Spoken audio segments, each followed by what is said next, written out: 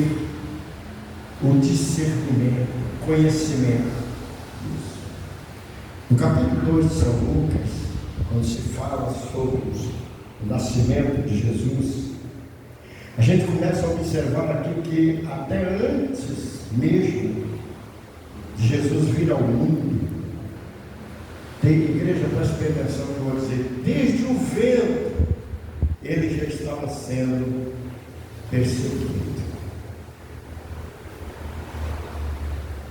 Nós cantamos aqui às vezes muitos hinos da conjunto Voz da Verdade, e eu descobri que esse conjunto Voz da Verdade, que tem uma grande igreja espalhada pelo mundo, eles não creem no nascimento virginal de Cristo, não creem que Jesus nasceu de mulher, e também não creem na Santíssima Trindade. Isso, não deixar de crer em Jesus é uma das formas de perseguir Jesus e de colocar Deus no favor de incredulidade. Lucas disse assim: aconteceu naqueles dias que saiu um decreto da parte de César Augusto para que todo mundo se alistasse. E este primeiro alistamento foi feito sendo Cirene, governador da Síria. E todos iam alistar, cada um à sua própria cidade. E subiu da Galiléia também José, da cidade de Nazaré, à Judéia, a cidade de Davi, chamada Belém, porque era da casa e família de Davi, a fim de alistar-se com Maria, sua mulher, que estava grávida. E aconteceu que, estando eles ali, se cumpriram os dias em que ela havia de dar à luz, e deu à luz a seu filho primogênito, e envolveu-o em panos e deitou-o numa manjedoura, porque não havia lugar para eles na estalagem. Você nota que desde o começo aqui já havia uma perseguição, já havia uma contrariedade para que Jesus não viesse assim. Satanás já estava lutando já desde o começo. Eu vou dizer um mistério para vocês: ele já estava lutando contra isso desde a fundação do mundo. E é muito importante a gente parar para pensar nisso, porque era uma época de alistamento, a cidade de José estava cheia de jovens que tinham ido se alistar. Então a gente nota que José não era um homem velho já, e a Maria também não era uma moça já totalmente formada, talvez uma adolescente avançada, e o José, um rapaz na época de alistamento, que se perfaz dos 17 aos 18 anos. Aqui no Brasil, os meninos alistam com essa idade, entre 17 e 18 anos. E era a época do alistamento em que todo cidadão deveria apresentar-se para servir ao governo, para servir ao exército. Hoje nós temos aqui 3 forças: exército, marinha e aeronáutica. E então ele estava ali no lugar de alistamento, quando Maria sente as dores de parto, e ali na cidade de Belém ela dá luz a Jesus de Nazaré. Uma das coisas que eu paro para levar para vocês: nós adoramos o Jesus, que se nós pararmos realmente para pensar na trajetória dele, a gente ia dizer: ele não tem poder salvífico, porque desde o ventre, amados, ele já estava sendo perseguido para não nascer. Lúcifer sabia que se Jesus Cristo nascesse, se o Verbo se fizesse carne, se habitasse entre nós, haveria nele poder salvífico, e Satanás não teria vitória sobre o mundo, porque Jesus Cristo se tornaria Rei dos Reis e Senhor dos Senhores. Então daí começou a empenhar-se uma guerra espiritual para que Jesus não nascesse. Ela nasceu no meio da multidão ali, uma situação difícil. Eu acredito que foi ali numa estrebaria, e nessa estrebaria, que era o único lugar que eles achou para pousar. Estrebaria é o lugar onde ficavam guardados os animais. Ali tinha carneiros, ovelhas, gado, jumentos, cavalos. É uma estrebaria, morada de animais. E Maria dá a luz ali naquele lugar. E esse menino, então, ali na estrebaria, ele envolto em panos, e ele foi deitado numa manjedoura. Você sabe o que é uma manjedoura? A manjedoura é a cama dos recém-animais nascidos, onde se deitavam os filhotes de animais, depois de cortar o umbigo dos animais, da mãe que pariu aquele animal.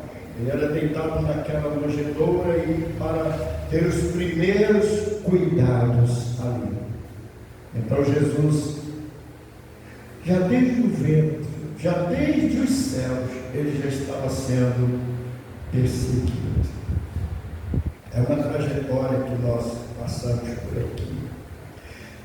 Mas havia naquela mesma comarca pastores que estavam lá no campo, pastoreando seus rebanhos, guardavam o rebanho na vigília da noite. E eis que um anjo do Senhor veio sobre eles, e a glória do Senhor os cercou de esplendor. Tiveram grande temor. E o anjo lhe disse: não temais, porque eis aqui vos trago boas novas, novas de grande alegria, que será para todo o povo. Pois na cidade de Davi vos nasceu hoje o Salvador, que é Cristo, o Senhor. Como é que pode uma mensagem vir direta do céu, dos mensageiros angelicais, e veio direto a um grupo de pastores que estavam no campo cuidando das suas ovelhas? Uma coisa interessante que me chama a atenção aqui é que não foi anunciado a grandes homens, não foi anunciado na Globo, nem na Manchete, nem no SBT. Foi anunciado a meia dúzia de pastores do campo. Hoje nasceu o Salvador do mundo. Amém? A mensagem do quem? O Salvador do mundo? Um menino que nasceu lá em Belém, onde o profeta Isaías e o profeta Amós profetizou: e tu, Belém Efrata, posto pequena dentro da cidade de Judá, de ti sairá o rei.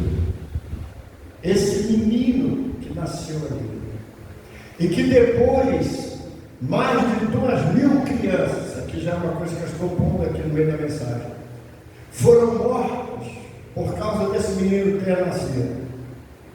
Quando chegou a palavra aos ouvidos de Herodes, o grande, o tetrarca, ele disse: esse menino não pode crescer, porque Herodes era um tipo de demônio, era um espírito imundo que governava o mundo de então. Esse menino não pode crescer, ele vai interferir no meu reinado, ele tem que morrer. E aí então deu uma ordem, passou um edito que matasse todas as crianças, recém-nascidas até 2 anos de idade. Essas crianças deveriam ser todos os primogênitos, recém-nascidos até 2 anos de idade.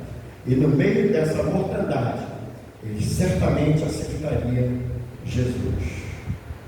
Aí foi quando começou então o empreendimento da fuga, que José teve que empreender para resguardar Jesus desta morte trágica e cruel que poderia acontecer. O verso 15 diz assim: aconteceu que, ausentando-se deles os anjos para o céu, disseram os pastores uns aos outros: vamos, pois, até Belém, e vejamos isso que aconteceu, e que o Senhor nos fez saber. E foram apressadamente, e acharam Maria e José e o menino deitado na manjedoura. É interessante que parece que só está o pai, a mãe e o menino. E vendo divulgaram a palavra que acerca do menino lhe fora dita. E todos os que a ouviram se maravilharam do que os pastores lhes diziam. Mas Maria guardava todas essas coisas, conferindo em seu coração. É uma coisa interessante que Maria foi avisada pelo anjo: o ente que de ti há de nascer não é filho de José, e nem tampouco seu filho. Ele é meu filho. Deus estava falando para ela, através do arcanjo Gabriel. Esse menino que há de nascer é filho de Deus. E aí voltaram os pastores, glorificando e louvando a Deus por tudo que ele tinha ouvido e visto, como lhes havia sido dito. O que é a colocação? Por que avisar? Por que passar a mensagem aos pastores que estavam no campo? Poderia ter anunciado no palácio de Herodes, poderia ter anunciado aos arautos do rei. Talvez a mensagem seria difundida com mais expansão até. Não, simples pastores. Depois aos magos do Oriente, que já não foi anjos que trouxeram a mensagem, mas uma estrela guia. E que as estrelas, para nós que estamos estudando o Apocalipse, tipifica anjos. Mas esse anjo que dirige os magos até Jesus é uma estrela maior. É uma grande estrela que aparece no céu e que os magos são intuitivamente levados a seguir e ver lá na frente o que tinha acontecido. Jesus cresceu.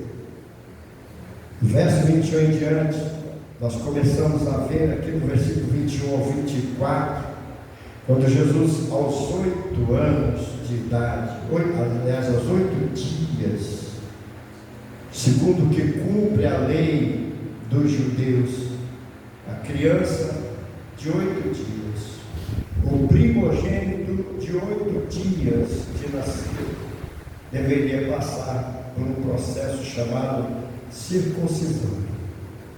E é interessante que, por Jesus ser judeu, ele teve que passar por esse mesmo processo em cumprimento da lei. Vocês podem buscar no Google o significado da palavra circuncisão. Você vai ter aí um sinônimo, uma explicação do que é isso.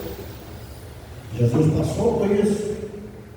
Quando os 8 dias foram cumpridos para circuncidar o menino, foi-lhe dado o nome de Jesus, que pelo anjo lhe fora posto antes de ser concebido. Interessante é que o anjo já deu o nome de Jesus antes da concepção de Maria. Seu nome será chamado Jesus. Por quê? O nome de Jesus significa obra salvadora. O nome de Jesus significa porque Ele salvará o mundo dos seus pecados. Eu me atenho muito a isso porque, tudo bem, eu sou também um homem cheio de muitas falhas e às vezes até vícios de caguetes que ainda não rejeitei na minha vida, não é? Mas uma coisa eu creio piamente aqui: esse homem chamado Jesus, que tira o pecado do mundo, o Cordeiro de Deus, já efetuou essa obra há 2000 anos atrás, o que significa que para quem está em Cristo não tem mais pecado. Eu falo isso para a igreja, mas eu tenho uma ligeira sensação que a igreja fala assim: ah, pastor, pelo amor de Deus, não está falando coisa com coisa. Mas isso não é bobagem, não, isso é a verdade. Jesus já levou sobre si os nossos pecados, amém, igreja? Que pecado é esse, pastor? Se nós ainda às vezes estamos envolvidos, sim, nas nossas concupiscências dos olhos, nas concupiscências da carne, na soberba da vida, que nos traz vícios, maus hábitos, que veio de berço, um DNA que passou de nossos pais até nós, e nós não conseguimos desvencilhar-nos deles. Uma pessoa disse para mim: pastor, eu gosto muito do senhor, mas eu não consigo congregar na igreja. É uma pessoa novata que eu estou evangelizando. O que me resta para dizer para essa pessoa? A pessoa é cheia de sofismo, a pessoa não gosta da liturgia, se sente mal quando alguém fala em língua estranha dentro da igreja.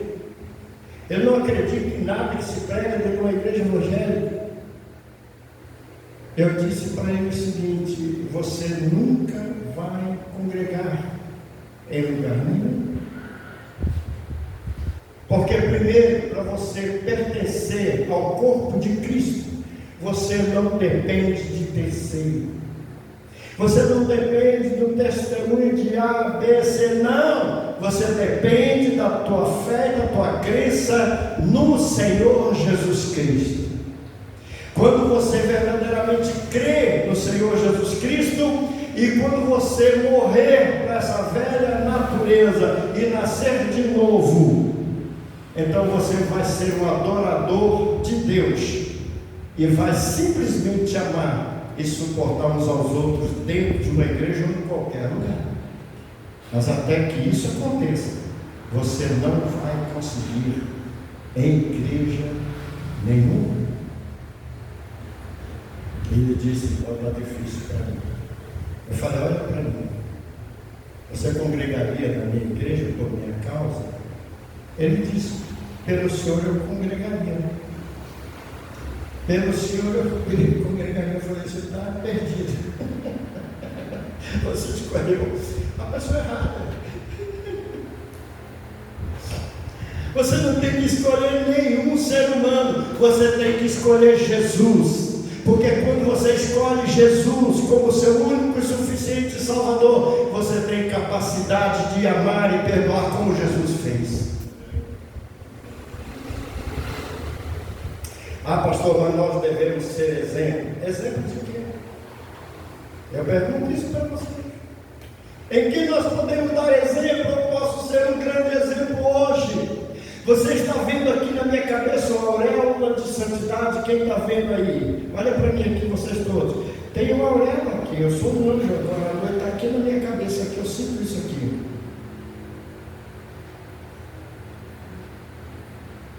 Pastor, o senhor está falando isso por quê? Falando com precisão. Uma vez que eu pregou aqui na igreja nacional, eu terminei de pregar aqui, quando eu estava passando no corredor, ela disse para mim assim: eu não vi o Senhor no púlpito, eu vi um anjo. O Senhor estava resplandecente, vestido de branco, e havia uma auréola de santidade em volta da sua cabeça. Para não dar risada, eu baixei a cabeça. E eu falei: bom, tudo bem, a imagem foi boa para a senhora, guarda essa imagem. 3 dias depois ela emborrece contra alguém na igreja e sai da igreja. De que adiantou eu estar resplandecente? Eu estava resplandecendo no fulgor da santidade aos olhos dela, mas valeu alguma coisa? Não valeu de nada. Jesus é tudo. Para os seus discípulos, Ele era tudo. Para os seus apóstolos, Ele era tudo. E nunca falhou. Passou pela lei da circuncisão aqui, conforme nós acabamos de ler. Aliás, nós lemos ou não? Ainda não lemos? Não? Vamos ler agora. A circuncisão de Jesus. E quando os 8 dias foram cumpridos para circuncidar o menino, foi-lhe dado o nome de Jesus, que pelo anjo lhe fora posto antes de ser concebido. Aí eu parei aqui para explicar aonde o anjo dá para ele o nome. E cumprindo-se os dias da purificação, segundo a lei de Moisés, o levaram a Jerusalém para o apresentarem ao Senhor. Interessante isso aqui. O próprio Deus, o Verbo que se fez carne, sendo apresentado a Deus. Isso é muito inusitado, para ser apresentado ao Senhor, segundo o que está escrito na lei do Senhor: todo macho primogênito será consagrado ao Senhor, e para darem oferta segundo o disposto na lei do Senhor, um par de rolinhas ou 2 pombinhos.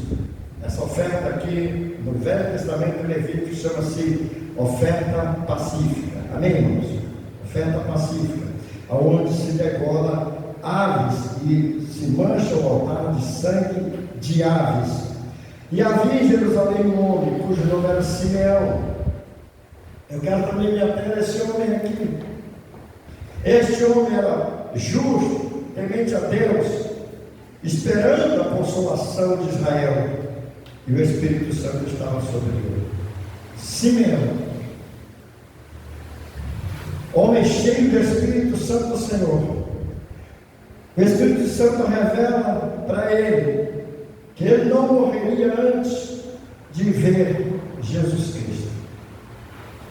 Aí quando ele ouve que Jesus nasceu, foi apresentado ao templo, e pelo Espírito, verso 27, foi ao templo, e quando os pais trouxeram o menino Jesus para com ele procederem segundo o uso da lei, ele então o tomou em seus braços e louvou a Deus e disse: agora, Senhor, podes despedir em paz o teu servo, segundo a tua palavra, pois já os meus olhos viram a tua salvação. Amém? Esse testemunho de Simeão tem que ser considerado. O anjo disse, o Espírito Santo disse: você não verá antes de ver a salvação de Israel. Agora ele toma o menino Jesus nos braços, menino de 8 dias de nascido, que foi para ser circuncidado, e agora ele ora: pode me levar para ti, pode ceifar a minha vida agora, porque os meus olhos viram a tua salvação. O que isso quer dizer? Que pode alguém negar ou querer buscar salvação por outros meios, mas para nós aqui que estamos lendo a palavra, Jesus Cristo é o Salvador. Amém? Não é o único Senhor e Salvador, né? A qual preparaste perante a face de todo o povo, luz para alumiar as nações e para a glória do teu povo Israel. Para a glória do teu povo Israel, me faz lembrar do que Paulo disse aos romanos. Ele veio para o que era seu, mas os seus o rejeitaram. Me faz lembrar o que diz o profeta Isaías, capítulo 46 ou 56, se não me engano. Há um povo que não se chamava pelo seu nome, ele apareceu e disse: eis-me aqui. Mas manifestou-se todo dia para um povo que não o queria. Mas ao povo que não se chamava pelo seu nome, eu dou graças a Deus pela rejeição de Israel, porque pela rejeição de Israel, Jesus Cristo se manifestou a nós. E hoje nós somos salvos pela graça, mediante a fé que temos no Senhor. Amém, queridos?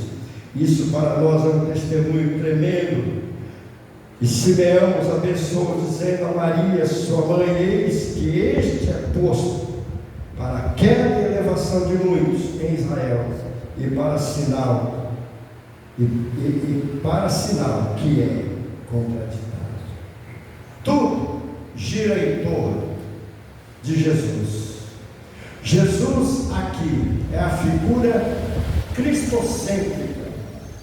Tanto os que caem, como os que se levantam, os que se perdem, como os que se salvam, tudo está na palavra, no nome Jesus. Os que se perdem porque rejeitam, os que se salvam é porque creem. Mas Jesus é o centro tanto da perdição do homem, porque não creram, serão perdidos, como da salvação para os que creem. Não poderia condenar Deus homem algum, se antes não tivesse providenciado uma tão grande salvação. Seria um Deus injusto, imponente, ditador, matando a sua própria criação, que foi iludida por Satanás no Éden? E Deus não tomaria providência de nada, simplesmente executaria a criação mais perfeita que Ele fez, que são os seres humanos? Não, mas para que tivesse a justa justiça de julgar em Cristo, Ele fez com que tudo estivesse sobre o seu Filho Jesus Cristo.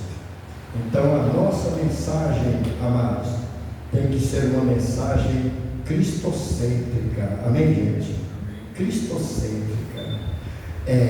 Veja bem, eu quero também citar uma outra pessoa aqui que foi testemunha naquele tempo, do verso 36. Estava ali a profetisa Ana, filha de Fanuel, da tribo de Aser. Essa já era avançada de idade, tinha vivido com o marido 7 anos, e desde a sua virgindade, e era viúva de quase 84 anos, e não se afastava do templo, servindo a Deus em jejum e oração, de noite e de dia. E sobrevindo na mesma hora, ela dava graças a Deus e falava dele a todos os que esperavam a redenção em Jerusalém. Quando ela passa a conhecer agora o lume, aqui o nascimento de Jesus, e ela tem um encontro com Jesus, essa profetisa então passa a profetizar para todos quantos ela tinha contato. Jesus Cristo nasceu, o Senhor e Salvador nasceu, Ele está vivo. É necessário que todos os homens creiam nele para a salvação. Esta era a mensagem desta viúva que viveu mais de 80 anos no templo, em jejum e oração, desde a sua viuvez, estava buscando a Deus. Hoje a gente começa a olhar para o mundo de hoje, tantas vezes, as viúvas, em vez de buscarem a Deus por oração e jejum, estão procurando um novo casamento.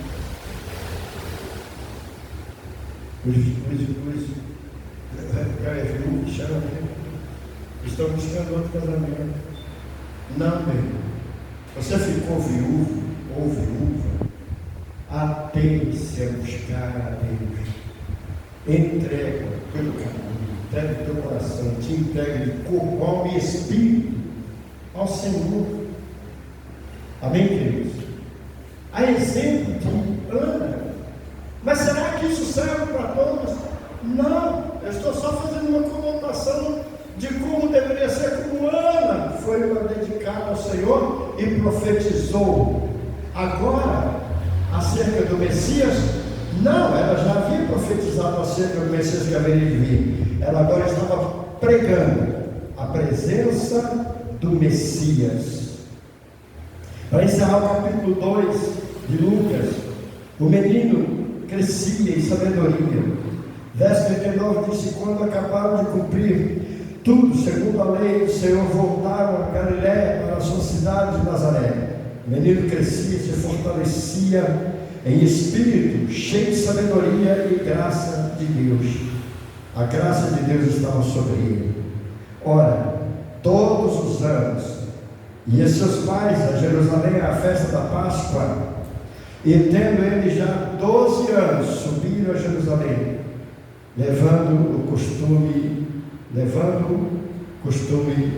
segundo o costume, do dia da festa. E regressando eles, terminaram aqueles dias, ficou o menino Jesus em Jerusalém, e não o souberam. Pensando, porém, eles que viria de companhia pelo caminho, andaram o caminho de um dia, e procuravam-no depois entre os parentes e conhecidos, e como não o encontrassem, voltaram a Jerusalém, em busca dele. Agora veja isso, queridos. E aconteceu que, passados 3 dias, o acharam no templo, assentado em meio dos doutores, ouvindo-os e interrogando-os. E todos os que o ouviam admiravam a sua inteligência e respostas. Quantos anos ele tinha? 12. Tem gente que fala assim: não vou forçar a barra com meus filhos para ir na igreja, não, eles são novos ainda. Os pais subiram para Jerusalém para adorar e o menino estava lá. 12 anos. Quem é de Deus ouve a palavra de Deus, amém, igreja? Estava lá. Ele estava tão interessado nas coisas de Deus que ele estava lá no meio dos doutores, perguntando, explicando, conversando coisas altas. E seus pais já tinham caminhado um dia de caminhar e sentiram falta dele. Tiveram que voltar, mas quando voltaram, encontraram ele lá no templo. E quando o viram, maravilharam-se e disse sua mãe: filho, por que fizeste assim para conosco? Eis que teu pai e eu, ansiosos, procurávamos. E ele lhes disse: por que é que me procuráveis? Olha essa palavra aqui. Não sabeis que lhe convém tratar dos negócios de meu pai? Gente, um garoto de 12 anos que não podia estar sozinho na rua, um pré-adolescente, mas estava no meio dos doutores. Eu fico olhando os adolescentes que estudam comigo aqui aos domingos, podiam estar dormindo até tarde, podiam forçar a barra: pai, eu não quero ir para a igreja. Vai, senhor, pede para alguém nos levar para a praia. Hoje é domingo, a gente estuda a semana inteira, a gente está cansado, mas eles vêm aqui, eles fazem perguntas, eles dão seus palpites, eles conversam sobre a Bíblia, e você fica pensando: mas será que eles gostam disso? É porque estão forçados pelo Pai? Não, Jesus estava ali, não era forçado pelos pais, porque os pais até esqueceram dele lá, deixaram ele lá, e quando sentiram falta, foram lá para buscar. Mas Jesus estava ali porque gostava de estar aprendendo, perguntando, conversando, fazendo a vontade de Deus, amém, queridos? O interesse pela palavra de Deus, o interesse pelas coisas de Deus é que nos identifica mais com Ele. Eu me lembro ainda na minha adolescência, quando eu ia para a igreja, eu não queria perder nenhum culto na nossa igreja. Eu tinha que estar ali. Era culto de oração, eu estava lá. Era culto de evangelização, eu estava lá. Era campanha, eu estava lá. Porque eu tinha prazer de estar ouvindo e crescendo na graça e no conhecimento da palavra. Mas você sabe o que tem acontecido hoje? Às vezes nós colocamos um pequeno aparelho na mão de nossos filhos e eles ficam grudados naquele aparelho e nós não temos controle sobre eles. E se falamos: deixa isso aí e vamos para a igreja, eles vão dizer: mas eu não quero, eu quero ficar aqui jogando. E os pais pensam: tá bom, não tem problema, quando você crescer você vai conhecer Jesus e vai aceitá-lo. Eu não sei se vai proceder desse jeito, mas eu sei de uma coisa: se são chamados escolhidos, não tem como fugir de Deus. Pequeno ou grande, vão buscar o Senhor, ou o Senhor vai os achar aonde quer que eles estejam. Isso consola a gente por um pouco de tempo. Mas qual é o certo?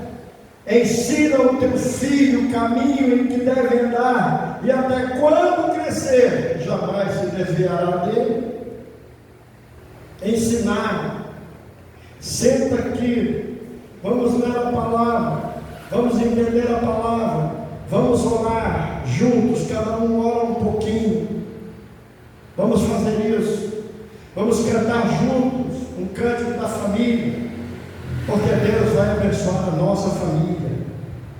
Isso é necessário que se faça. Não é fazer culto doméstico, estou falando disso, mas é pelo menos uma vez na semana reunir a família e orar com eles, e ler uma Bíblia com eles, e pedir para que eles leiam um versículo da Bíblia e cantar um cântico com eles, para tirar eles um pouco daquela rotina em que eles estão vivendo e mostrar para eles um caminho mais excelente, que é o caminho de servir ao Senhor.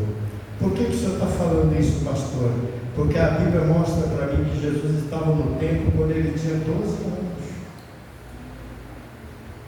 Você está me entendendo agora? Ah, pastor, mas ele já nasceu para isso.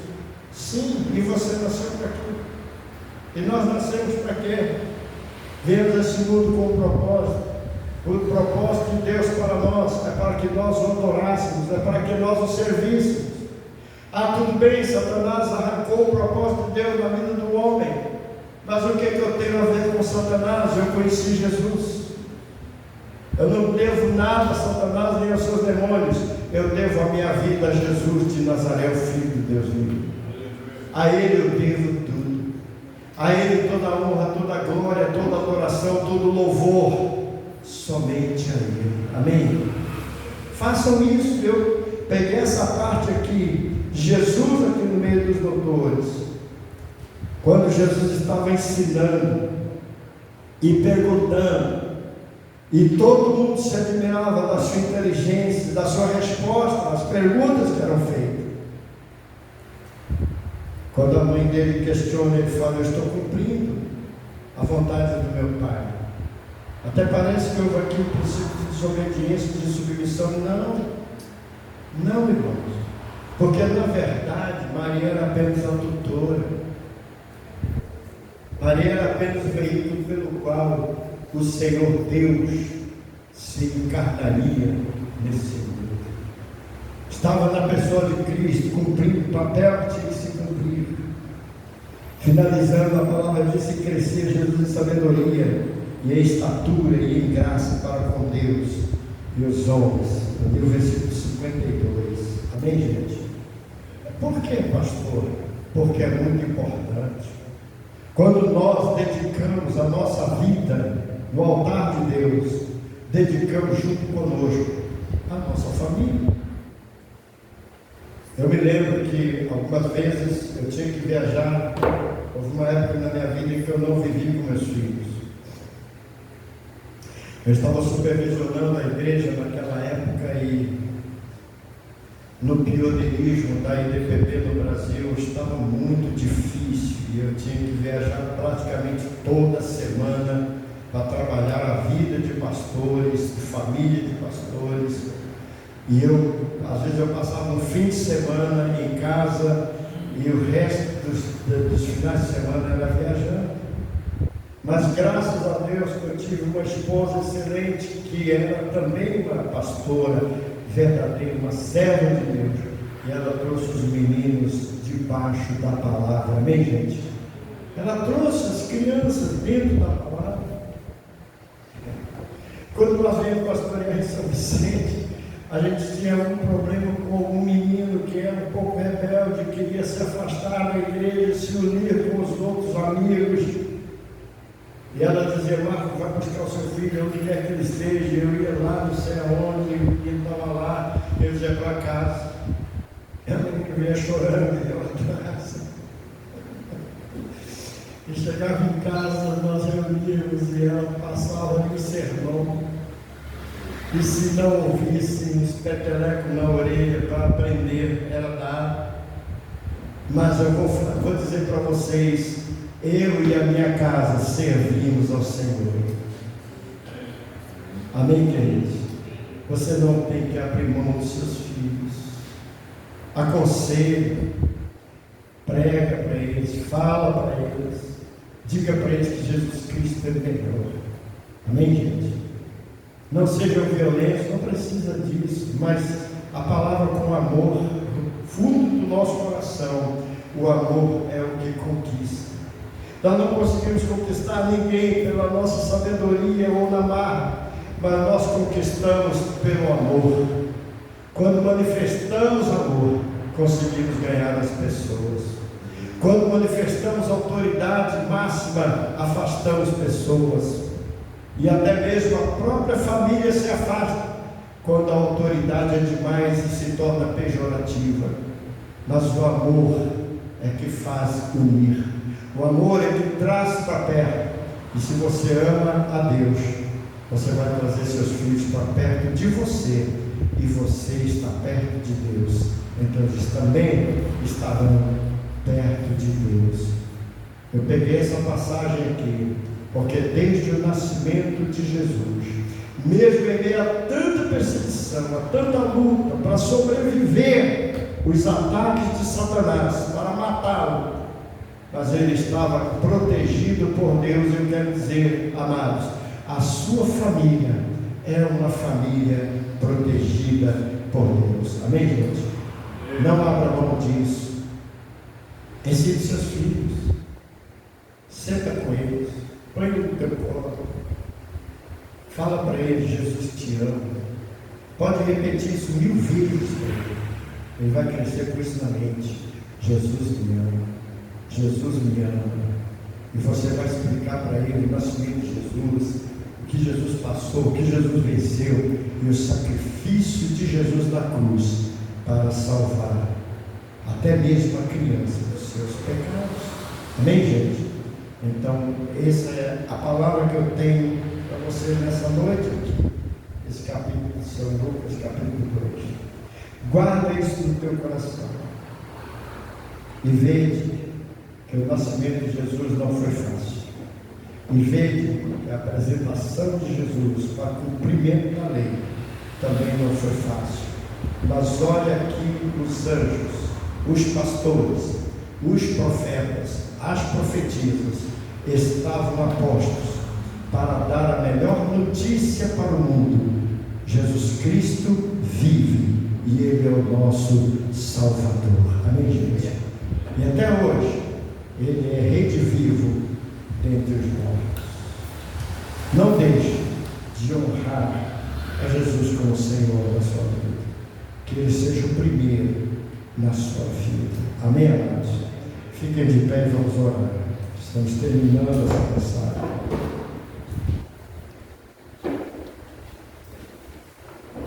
Pai celestial, em nome de Jesus, eu quero dizer que o Senhor é bom e a sua misericórdia dura para sempre.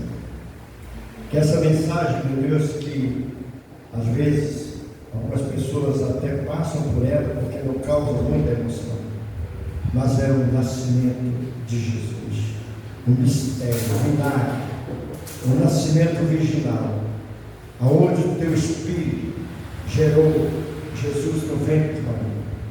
E agora Jesus cresce, morre numa cruz, ressuscita ao terceiro dia e disse: a salvação está garantida. Deus, nós ouvimos isso, que aconteceu há 2000 anos atrás, mas que até hoje ainda está salvando vidas. Obrigado por Jesus Cristo, Senhor. Que a graça de Deus, a comunhão com o Espírito Santo e as bênçãos do Senhor sejam com toda a igreja, desde agora e para sempre. Jesus abençoe.